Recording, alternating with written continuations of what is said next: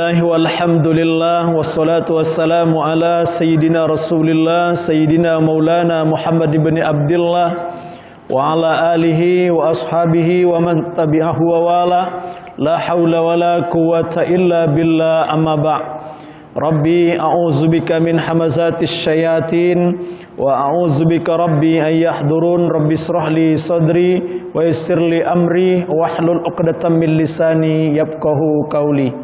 Raditu billahi rabba bil islami dina wa bi Muhammadin nabiyya wa rasula wa bil Qur'ani imama. Yang saya hormati Bapak Ketua Masjid Al-Barakah beserta pengurus, selanjutnya yang saya hormati Bapak Imam, selanjutnya yang saya hormati Bapak-bapak Ketua RT, selanjutnya yang saya hormati Bapak-bapak, Ibu-ibu, alim ulama, cerdik pandai, keluarga besar, jamaah Masjid Al-Barakah, calon-calon penghuni sorga. Amin, Allahumma amin. Pertama dan yang terutama sekali, marilah kita bersama-sama mengucapkan Alhamdulillah wa syukrulillah. Selanjutnya tidak pula lupa kita kirimkan salawat dan salam buat arwah junjungan alam, junjungan umat siang dan malam, yakni Nabi akhiruz zaman, Nabi Muhammad sallallahu alaihi wasallam. Dengan ucapan Allahumma salli ala sayyidina Muhammad wa ala ali sayyidina Muhammad. Assalamu alayka ya Rasulullah, assalamu alayka ayyuhan nabiyyu wa rahmatullah wa barakatuh. Bapak, ibu-ibu, kaum muslimin dan muslimat yang dimuliakan Allah Subhanahu wa taala, ketika kita membeli sesuatu yang murah dengan harga yang mahal, tentu akan menimbulkan kekecewaan di dalam hati kita. Orang-orang terdekat kita pun akan ikut menyalahkan kita. Contoh yang sangat sederhana adalah tutup aqua ini. Tutup aqua ini tidaklah semahal harga 1 juta. Jika ada orang yang membeli tutup aqua ini dengan seharga 1 juta, maka kita akan mengatakan orang ini telah membeli harga yang berlebihan untuk sesuatu yang tidak semestinya. Bapak Ibu yang Allah muliakan, dunia ini tidaklah mahal. Dunia ini tidaklah begitu berharga di mata Allah Subhanahu wa taala. Maka jika ada orang yang berbangga dengan dunia ini, pada hakikatnya orang tersebut termasuk ke dalam orang yang tersalah, tapi mungkin merasa benar dengan kesalahannya. Rasul sallallahu alaihi wasallam mengatakan dalam hadisnya, "Lau kanatid dunya ta'dilu indallahi janaha ba'udatan masaqo kafiron minha surbatama." Artinya, kalau seandainya dunia ini senilai seharga sayap nyamuk di sisi Allah Subhanahu wa taala, tentu Allah tidak akan memberikan kepada orang kafir walau seteguk air sekalipun. Bayangkan Bapak Ibu yang Allah muliakan, betapa tidak bernilainya dunia ini di mata Allah Subhanahu wa taala. Bapak Ibu-ibu kaum muslimin dan muslimat yang Allah muliakan, maka jika ada orang yang berbangga membeli tutup aqua ini dengan harga yang sangat mahal, misalnya saya telah membelinya dengan harga 1 miliar, maka kita akan mengatakan orang ini adalah orang yang bahlul, orang yang tersalah dalam hidupnya, tapi mungkin merasa benar dengan kesalahannya. Kalau dunia ini adalah kemuliaan, tentu orang yang paling kaya, orang yang paling berkuasa, tentu merekalah orang yang mulia. Contohnya adalah Fir'aun. Fir'aun adalah orang yang paling berkuasa, luas kekuasaannya, banyak tentaranya, banyak aparaturnya. Jika dunia ini adalah kemuliaan, tentu Fir'aun pun adalah orang yang mulia. Jadi Bapak Ibu yang Allah muliakan, jangan tersalah dalam menilai dunia ini. Jika harta kekayaan adalah ukuran kehebatan sebagai sebuah keberhasilan dan kesuksesan, maka kita mengenal dalam sejarah, yaitu Qarun pun adalah orang yang kaya. Bahkan jika ada orang yang menggali tanah, lalu dia menemukan emas dari tanah galiannya tersebut, maka kita akan mengatakan itu adalah hartanya Qarun. Betapa kayanya Qarun ini. Jadi kalau harta kekayaan adalah kemuliaan, maka tentu Qarun pun adalah orang yang mulia. Bapak, ibu-ibu, kaum muslimin dan muslimat yang Allah muliakan. Tapi apakah Qarun adalah orang yang mulia? Tentu tidak. Jadi jangan tersalah dalam menilai dunia ini. Emas adalah sesuatu yang sangat berharga.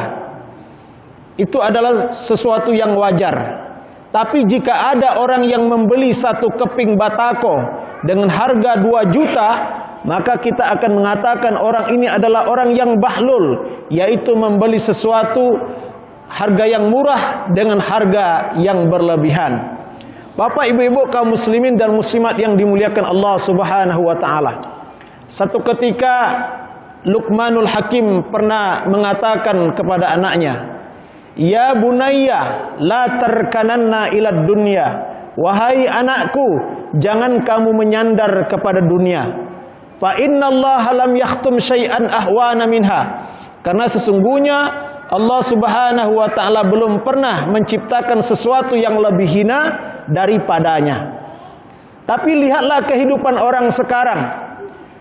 Gara-gara dunia mereka saling fitnah memfitnah, saling bunuh membunuh, saling caci maki, saling memutuskan silaturahim. Ini adalah orang yang serugi-ruginya manusia. Ini adalah orang yang sebangkrut-bangkrutnya manusia, menjadikan dunia ini sesuatu yang berlebihan untuk sesuatu yang tidak semestinya. Bapak, ibu-ibu, kaum muslimin dan muslimat yang Allah muliakan. Ketika kita memberikan sesuatu yang tidak bernilai dengan harga yang berlebihan, apakah hanya karena harta, karena nama? Betapa banyak orang yang tega menzolimi saudaranya, yang mengambil yang bukan haknya. Nanti akan ada orang yang masuk surga.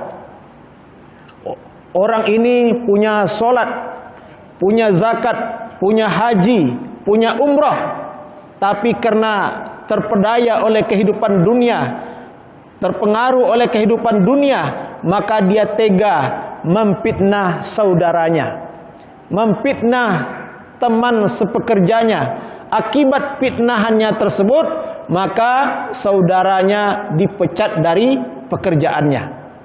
Maka ketika orang ini mau masuk surga, Allah Subhanahu wa taala tanya kepada malaikat, "Wahai malaikat, coba periksa orang ini, apakah dia ada dosanya?" Maka malaikat periksa orang tersebut, maka diperiksa oleh malaikat. Lalu malaikat mengatakan, "Ada ya Allah, dia berdosa." Dengan siapa? Yaitu dengan teman sekantornya, dengan saudaranya. Maka dihadirkanlah saudaranya, dihadirkanlah teman sekantornya. Maka Allah Subhanahu wa taala tanya, "Apakah engkau redo dia masuk surga?"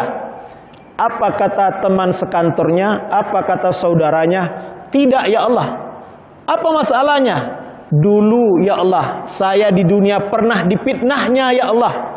Akibat fitnahannya tersebut, maka saya dipecat dari pekerjaan saya ya Allah. Maka pada hari ini saya mau menuntut balas. Tegakkan keadilan untuk saya ya Allah." Apa kata Allah Subhanahu wa taala? Baik. Allah Subhanahu wa taala berfirman kepada malaikat, "Malaikat, ambil pahala kebaikan orang ini dan berikan kepada teman sekantornya atau saudaranya yang ia fitnah dulu di dunia." Maka kalau dia beramal beribadah selama 70 tahun, maka amal kebaikannya, pahala kebaikannya diberikan kepada saudaranya, kepada teman sekantornya yang pernah ia fitnah dulu di dunia. Inilah orang yang sebangkrut-bangkrutnya manusia. Inilah orang yang serugi-ruginya manusia, menjadikan dunia ini sesuatu yang berlebihan untuk sesuatu yang tidak semestinya. Bapak, ibu-ibu, kaum muslimin dan muslimat yang Allah muliakan. Kemudian Allah tanya lagi, coba lagi periksa apakah dia masih ada dosanya. Maka diperiksa lagi oleh malaikat. "Ada ya Allah." Dengan siapa dia berdosa? Dengan siapa dia bermasalah? Apa kata malaikat? "Ya Allah, dia berdosa dengan tetangganya." maka dihadirkan tetangganya. Lalu dikatakan kepada Allah Subhanahu wa taala, katakan kepada tetangganya, "Apakah engkau redha dia masuk surga?" Apa kata tetangganya? "Tidak ya Allah." "Apa masalahnya?" "Dia memindahkan patok tiap malam ya Allah. Tanah saya sejengkal demi sejengkal, sedikit demi sedikit diambilnya ya Allah. Maka tegakkan keadilan untuk saya ya Allah." Baik, kata Allah Subhanahu wa taala. Maka Allah Subhanahu wa taala berfirman kepada malaikat, "Wahai malaikat, ambil lagi pahala kebaikannya, amal kebaikannya, berikan kepada orang yang pernah ia ambil tanahnya dulu sedikit demi sedikit dulu di atas dunia." Apa kata malaikat, Bapak Ibu yang Allah muliakan? "Ya Allah, amal pahala kebaikannya sudah tidak ada lagi. Pahala kebaikannya sudah tidak ada lagi ya Allah." Apa kata Allah Subhanahu wa taala? "Maka ambil dosa orang yang ia ambil tanahnya dulu sedikit demi sedikit dulu di dunia dan berikan kepadanya." Inilah orang yang sebangkrut-bangkrutnya manusia. Inilah orang yang serugi-ruginya manusia, menjadikan dunia ini sesuatu yang berlebihan untuk sesuatu yang tidak semestinya. Bapak, ibu-ibu, kaum muslimin dan muslimat yang Allah muliakan, makanan itu antara ayam dan ikan asin, antara tahu dan tempe, antara keju dan roti, makanan itu bedanya hanya di kerongkongan saja. Jadi senikmat-nikmat makanan itu bedanya hanya di kerongkongan saja. Kalau sudah masuk ke dalam, maka tidak ada bedanya antara tahu dan tempe, antara keju dan roti, antara ayam dan ikan asin. Tidak ada bedanya. Jauhkah jarak mulut ke kerongkongan ini sampai kerongkongan ini? Tidak jauh, yaitu seukuran jari telunjuk saja. Tapi orang ada yang beria-ia untuk urusan mulut ini, sampai tidak sholat sampai mati, kemudian tidak puasa sampai mati, berbohong sampai mati, gara-gara urusan mulut ini. Inilah orang yang menjadikan dunia ini sesuatu yang berlebihan untuk sesuatu yang tidak semestinya. Bahkan ada orang yang dari rumah, pekerjaannya hanya dari rumah ke kantor, dari kantor ke rumah, dari rumah ke tempat kerja, dari tempat kerja ke rumah. Itu saja putarannya. Tidak pernah ke masjid, tidak pernah ke musola, tidak tahu menau dengan tetangga. Itu saja putarannya, dari rumah ke kantor, dari kantor ke rumah, dari rumah ke tempat kerja, dari tempat kerja ke rumah. Itu saja putarannya. Dengan tetangganya tidak tahu, ke masjid tidak pernah. Maka jadilah orang ini termasuk dalam kategori orang sakti. Betapa tidak saktinya ia, Bapak Ibu yang Allah muliakan. Ia tidak butuh orang, dia tidak perlu orang. Nanti kalau orang ini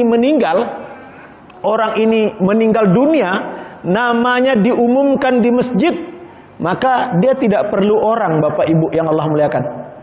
Dia bisa mandi sendiri, kemudian pakai kain kapan sendiri, sholat sendiri, gali kubur sendiri, masuk kubur sendiri. Inilah orang yang menjadikan dunia ini sesuatu yang berlebihan untuk sesuatu yang tidak semestinya. Bapak, ibu-ibu, kaum muslimin dan muslimat yang dimuliakan Allah Subhanahu wa taala. Jadi jangan memberikan harga yang berlebihan pada dunia ini. Nanti ketika seorang itu meninggal, maka jadilah orang itu mayat. Ketika jadi mayat, akan ada terdengar 3 pengumuman dari Arasy. Apa isi pengumuman tersebut? Pertama, wahai anak Adam, kamukah yang mengumpulkan dunia atau dunia yang mengumpulkan kamu? Kedua, wahai anak Adam, kamukah yang mematikan dunia atau dunia yang mematikan kamu? Kemudian yang ketiga, wahai anak Adam, kamukah yang meninggalkan dunia atau dunia yang meninggalkan kamu? Maka setelah itu dibawa ke suatu tempat dan siap akan dimandikan. Ketika akan dimandikan, terdengar lagi 3 pengumuman dari Arasy. Apa isi pengumuman tersebut? Pertama, wahai anak Adam, di manakah tubuhmu yang kuat, tubuhmu yang kekar? Mengapa sekarang kamu lemah tak berdaya? Kedua, wahai anak Adam, di manakah para kekasihmu, orang-orang yang kamu cintai? Mengapa mereka meninggalkanmu sendirian sekarang? Kemudian yang ketiga, wahai anak Adam, di manakah lisanmu yang lantang, lidahmu yang cerewet? Mengapa sekarang kamu diam membisu? Selesai dimandikan, kemudian dibawa ke suatu tempat, siap dibungkus. Apa pembungkusnya? Yaitu kain kapan. Kalau laki-laki 3 lapis kain kapan, kalau perempuan 5 lapis kain kapan. Ketika dibungkus dengan kain kapan, terdengar lagi 3 pengumuman dari Arasy. Apa isi pengumuman tersebut? Wahai anak Adam, bersiaplah kamu pergi jauh tanpa membawa bekal. Kedua, wahai anak Adam, tinggalkan rumahmu, jangan pernah kembali lagi. Yang ketiga, wahai anak Adam, naikilah keranda jenazah itu olehmu, nikmatilah keranda jenazah itu olehmu, karena kamu akan menikmati, karena kamu setelah ini akan menikmati rumah yang penuh dengan kesedihan. Bapak, ibu-ibu kaum muslimin dan muslimat yang Allah muliakan. Maka selesai dikafani, maka dimasukkan ke dalam keranda jenazah. Ketika di dalam keranda jenazah, terdengar lagi 3 pengumuman dari Arasy. Apa isi pengumuman tersebut? Pertama, wahai anak Adam, berbahagialah kamu jika selama hidup kamu beramal soleh. Kemudian yang kedua, wahai anak Adam, berbahagialah kamu jika selama hidup kamu bergaul dengan orang-orang yang dicintai Allah, yang diridhai Allah. Kemudian yang ketiga, wahai anak Adam, berbahagialah kamu jika kamu termasuk orang-orang yang bertobat. Bapak, ibu-ibu kaum muslimin dan muslimat yang Allah muliakan. Jadi ini adalah pemberitahuan yang menggembirakan. Maka selesai dikafani, maka siap akan disolatkan, dibawa ke masjid dan siap akan disolatkan. Ketika disolatkan, terdengar lagi 3 pengumuman dari Arasy. Apa isi pengumuman tersebut? Pertama, wahai anak Adam, segala sepak terjangmu selama hidup di dunia, sebentar lagi kamu akan nikmati. Kamu akan rasakan hasilnya, akan nikmati hasilnya. Kedua, wahai anak Adam, kamu akan mendapatkan, jika amalanmu baik, maka kamu akan mendapatkan kebahagiaan buat selama-lamanya. Yang ketiga, jika amalan buruk, maka kamu akan mendapat kesengsaraan selama-lamanya. Selesai disolatkan, Bapak Ibu yang Allah muliakan, dibawa ke kubur. Ketika akan dimasukkan ke dalam liang kubur, terdengar lagi 3 pengumuman dari Arasy. Ini pengumuman terakhir.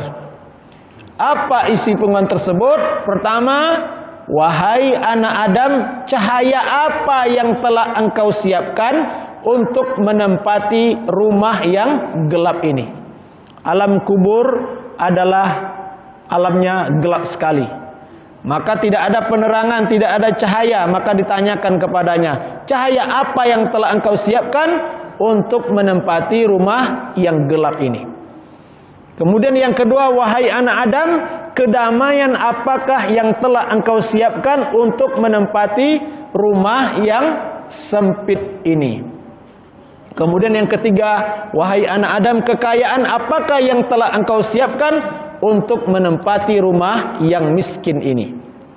Maka setelah dikubur, dimasukkan ke dalam liang kubur, bumi berkata kepada mayat ini. Apa kata bumi? Ya bana Adam, tas'a ala zuhri wa masiruka fi batni. Wahai anak Adam, seharian engkau mencari nafkah di atas punggungku, namun kembali juga ke dalam perutku. Meninggal juga rupanya, sampai juga ke dalam perutku. Wa ta'si ala zuhri wa tu'azza fi batni. kamu berbuat maksiat di atas punggungku, namun dalam perutku kamu akan diazab. Wa ta'kulul harama ala zahri wa ta'kulu kadidanu fi batni, kamu memakan barang yang haram di atas punggungku, namun dalam perutku kamu akan dimakan ulat dan cacing. Kemudian wa tajma'ul mala ala zahri wa tundamu fi batni, kamu mengumpulkan harta di atas punggungku, namun akan menyesal dalam perutku. Wa tadhaku ala zahri wa tabki fi batni, kamu tertawa terbahak-bahak di atas punggungku, namun dalam perutku kamu akan bersedih hati. Wa tafrahu ala zahri wa tahzunu fi batni, kamu gembira ria di atas punggungku, namun dalam perutku kamu menangis terisak-isak. Kamu di atas punggungku, kamu berkumpul bersama manusia, dengan keluarga, dengan tetangga, dengan anak, dengan istri, namun sepi menyendiri dalam perutku. Bapak, ibu-ibu, kaum muslimin dan muslimat yang dimuliakan Allah Subhanahu wa taala.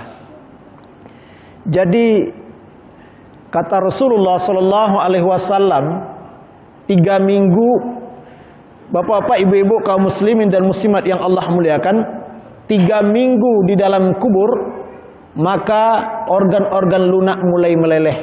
Seperti jantung, paru-paru, otak mulai meleleh, mulai terserap ke dalam tanah. Kemudian 1 bulan di alam kubur, rambut, gigi, kuku mulai tanggal. Kemudian setahun di alam kubur, yang tinggal tulang belulang saja lagi. Setahun di alam kubur, yang tinggal tulang belulang saja lagi. 25 tahun di dalam kubur, ada tulang itu yang masih tersisa dan rata-rata sudah hancur semuanya.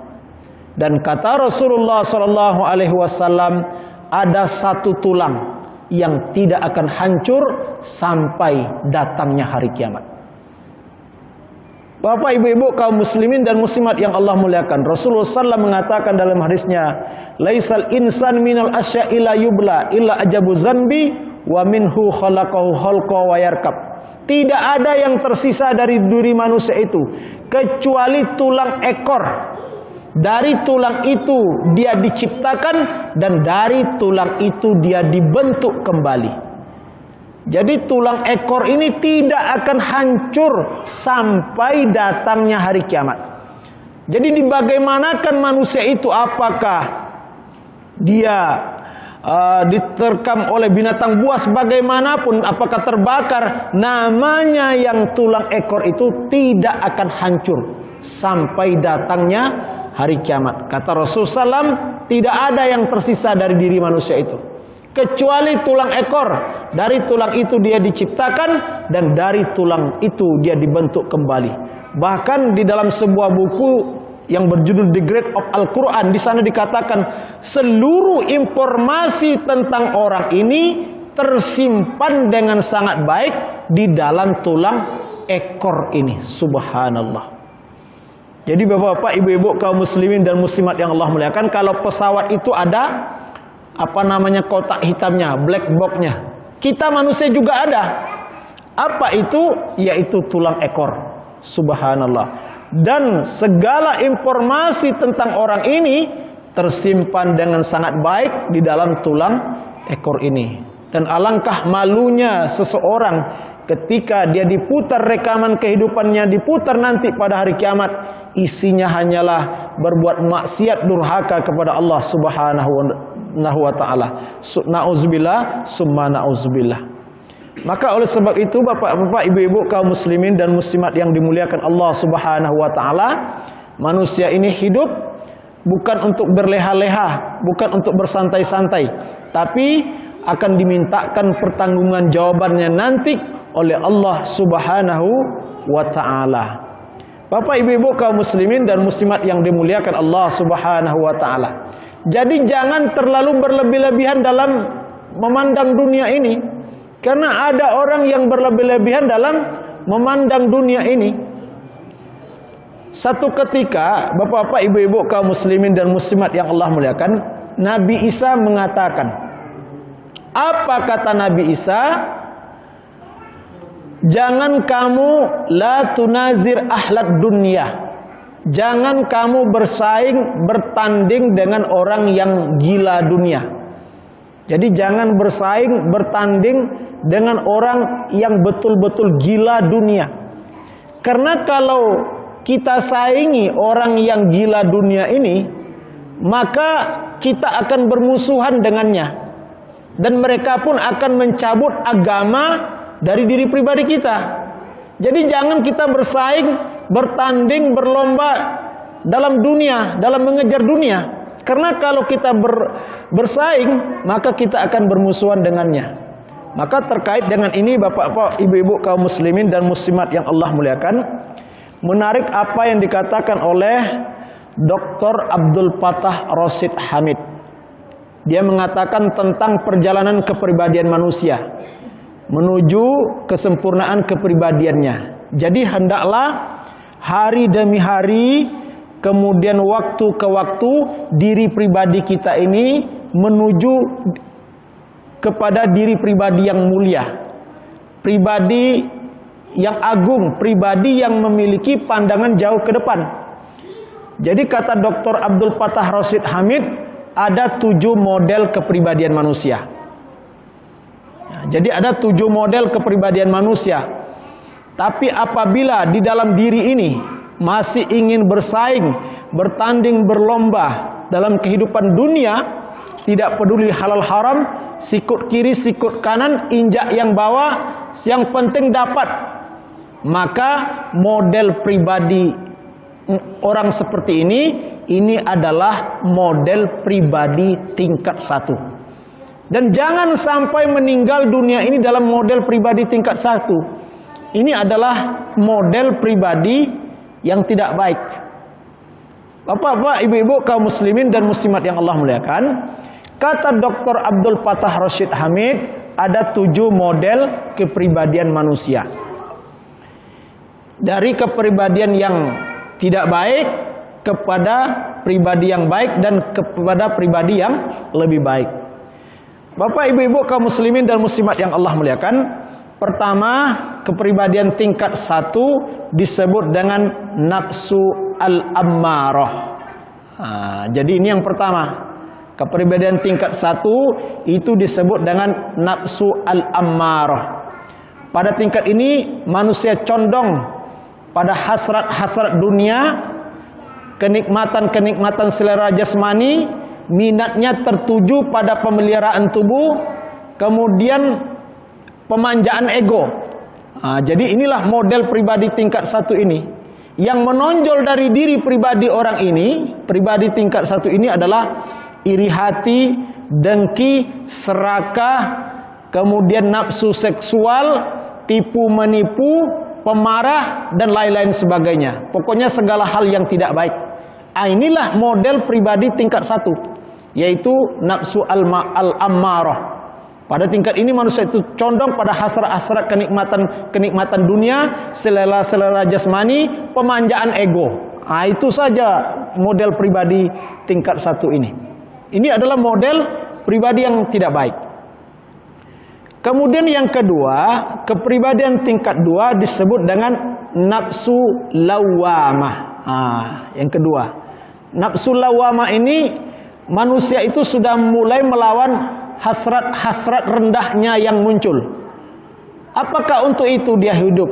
Jadi sudah mulai melawan hasrat-hasrat rendahnya yang muncul, meskipun ia masih bingung tentang tujuan hidupnya, tapi sudah mulai melawan hasrat-hasrat rendah yang muncul.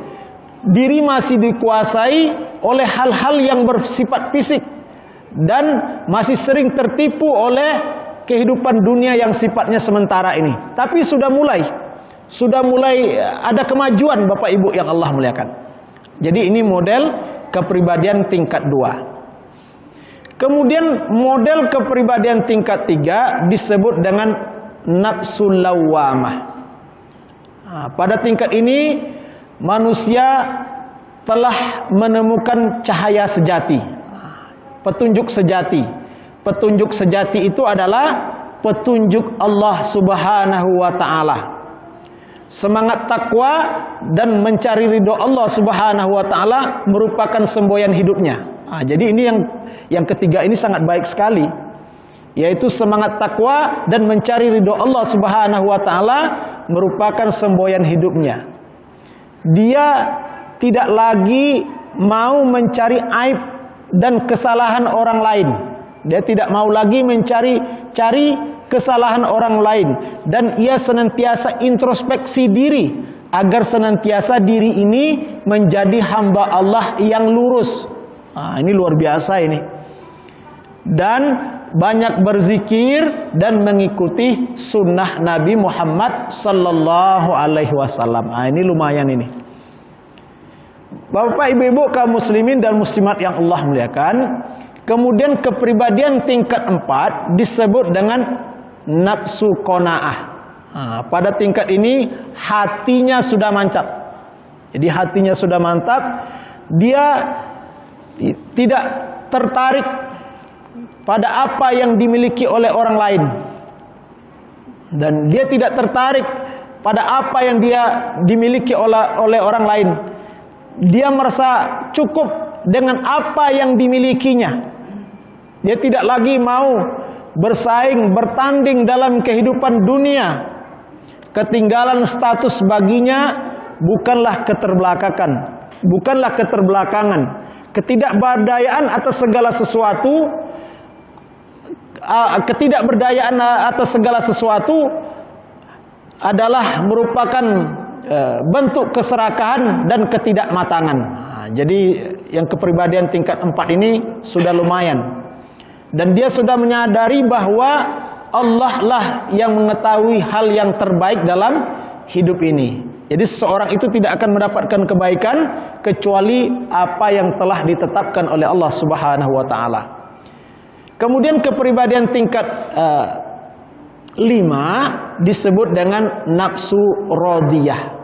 Ini merupakan kepribadian tingkat 5 disebut dengan nafsu mutmainnah. Jadi pada tingkat ini manusia telah menemukan kebahagiaan dalam mencintai Allah Subhanahu wa taala. Jadi kepribadian tingkat 5 ini manusia sudah menemukan kebahagiaan dalam mencintai Allah Subhanahu wa taala. Dan dia tidak ingin tertarik pada perkataan orang terhadap dirinya. Dan dia meyakini bahwa cepat atau lambat manusia itu akan kembali kepada Allah Subhanahu wa taala. Dan dia memang betul-betul menemukan kualitas terbaik dalam hal ketenangan dan keheningan. Kemudian yang keenam, kepribadian tingkat 6 disebut dengan nafsu radiyah, dan kepribadian tingkat 7 disebut dengan nafsu kamilah. Bapak ibu-ibu kaum muslimin dan muslimat yang dimuliakan Allah Subhanahu wa taala. Jadi jangan berlebih-lebihan dalam menilai dunia ini, memberikan nilai pada dunia ini. Karena ada orang yang memberikan yang berlebih-lebihan terhadap dunia ini, yaitu tidak ke masjid, tidak ke musola, tidak bermasyarakat, tidak bergaul. Pekerjaannya hanya dunia saja semata-mata. Sehingga bapak-bapak, ibu-ibu kaum muslimin dan muslimat yang Allah muliakan, dia lupa akan kehidupan akhirat. Inilah orang yang serugi-ruginya manusia, inilah orang yang sebangkrut-bangkrutnya manusia. Semoga kita bapak-bapak, ibu-ibu kaum muslimin dan muslimat yang Allah muliakan tidak menjadikan dunia ini sesuatu yang sangat berharga melebihi daripada harganya akhirat. Bapak ibu-ibu kaum muslimin dan muslimat yang dimuliakan Allah Subhanahu wa taala, orang-orang yang betul-betul beriman, bertakwa kepada Allah Subhanahu wa taala, maka dia itu lebih mengutamakan akhirat daripada dunia. Karena banyak ayat-ayat Al-Qur'an menyebutkan tentang keutamaan akhirat, tentang hari akhirat. Maka orang-orang yang betul-betul beriman kepada Allah Subhanahu wa taala itu, maka mereka lebih mengutamakan kehidupan akhirat. Ini bukan berarti melupakan kehidupan dunia. Karena kalau dunia yang dikejar, maka akhirat akan luput. Tapi kalau akhirat yang dikejar, maka insya Allah dunia akan ikut. Bapak ibu-ibu kaum muslimin dan muslimat yang dimuliakan Allah Subhanahu wa taala. Jadi dalam menyikapi dunia ini ada dua saja. Yang pertama, kalau tidak azab nikmat yang datang, kalau tidak musibah yang datang. Jadi kehidupan dunia ini dua saja. Kalau tidak nikmat yang datang, kalau tidak musibah yang datang. Maka orang-orang yang beriman apabila nikmat datang, maka dia bersyukur kepada Allah Subhanahu wa taala. Kehidupan dunia itu saja, dua saja. Nikmat yang datang atau musibah yang datang. Jadi kalau musibah yang datang, maka orang-orang yang beriman itu menghadapi dengan sabar. Jadi orang-orang yang betul-betul beriman kepada Allah Subhanahu wa taala itu tidak akan stres dalam kehidupan dunia ini. Tidak akan bingung dalam kehidupan dunia ini. Kalau dia musibah yang datang, maka dia bersabar. Kalau nikmat yang datang, maka dia hadapi dengan syukur. Bapak ibu-ibu kaum muslimin dan muslimat yang Allah muliakan, saya mau tanya kepada ibu-ibu. Boleh ibu-ibu ya? Kalau ada orang yang mencaci ibu-ibu, yang memfitnah ibu-ibu, kemudian membuat hati ibu-ibu tersakiti, maka bagaimana sikap ibu-ibu? Bagaimana sikapnya? Maka orang yang tahu akan hakikat dunia ini, orang yang cinta kepada akhirat, maka terhadap orang-orang yang seperti itu dia berterima kasih. Jadi kalau ada orang yang memfitnah kita, membuat hati kita tidak senang, kemudian terganggu hati kita, itu maka orang-orang yang cinta akan akhirat, tahu akan hakikat dunia ini, maka terkait dengan orang-orang yang seperti itu dia bersyukur, dia berterima kasih. Kenapa? Karena dengan seperti itu maka amal ibadah kita menjadi tinggi dan doa-doa kita diijabah oleh Allah Subhanahu wa taala. Bukankah orang yang terzolimi itu, teraniaya, doanya menjadi makbul? Tapi kalau kita balas nanti Bapak Ibu yang Allah muliakan, maka itu tidak akan habis-habisnya nanti. Itu adalah musibah yang datang. Jadi kalau tahu akan hakikat dunia ini, maka dia bersyukur kepada Allah Subhanahu wa taala. Dia terima kasih kepada Allah Subhanahu wa taala. Karena dengan begitu doanya akan dikabulkan oleh Allah Subhanahu wa taala. Bukankah doa orang yang teraniaya itu, terzolimi itu adalah menjadi makbul? Bapak ibu-ibu kaum muslimin dan muslimat yang Allah muliakan, di dalam suatu kitab dikatakan ada 7 doa yang apabila orang tersebut berdoa, maka doanya tidak akan ditolak oleh Allah Subhanahu wa taala. Siapa mereka? Yang pertama adalah orang yang terzolimi. Jadi orang yang terzolimi kemudian dia berdoa, maka doanya menjadi makbul. Kemudian apalagi orang yang sedang puasa. Orang yang sedang puasa doanya menjadi makbul. Kemudian orang yang sakit. Orang yang sakit doanya adalah menjadi makbul. Kemudian doa apa lagi? Doa untuk saudaranya yang jauh. Untuk saudaranya yang jauh, maka doa orang itu adalah doa yang makbul. Kemudian apalagi doa orang yang pulang dari melaksanakan ibadah haji. Kemudian apalagi Bapak Ibu yang Allah muliakan, yaitu doa orang tua terhadap anaknya. Itu adalah doa yang sangat makbul. Jadi Bapak Ibu kaum muslimin dan muslimat yang dimuliakan Allah Subhanahu wa taala, jadi intinya adalah jangan terlalu berlebih-lebihan dalam memandang dunia ini. Jadi dunia ini adalah sesuatu yang yang kurang berharga di sisi Allah Subhanahu wa taala, maka jangan berlebih-lebihan dalam menghadapi dunia ini. Maka dihadapi dengan syukur dan sabar dalam menghadapi kehidupan dunia ini. Bapak ibu-ibu kaum muslimin dan muslimat yang Allah muliakan, terakhir bapak-bapak ibu-ibu kaum muslimin dan muslimat yang Allah muliakan, berbuat baik kepada orang baik itu biasa, tapi berbuat baik kepada orang jahat itu luar biasa. Berbuat jahat kepada orang jahat itu biasa, tapi berbuat jahat kepada orang yang baik itu luar biasa. Bapak ibu-ibu kaum muslimin dan muslimat yang Allah muliakan, demikian saja kajian kita pada malam hari ini. Semoga ada manfaatnya. Allahul muwaffiq ila aqwamit thoriq, wabillahi taufiq wal hidayah, wal afu minkum, wassalamu alaikum warahmatullahi wabarakatuh.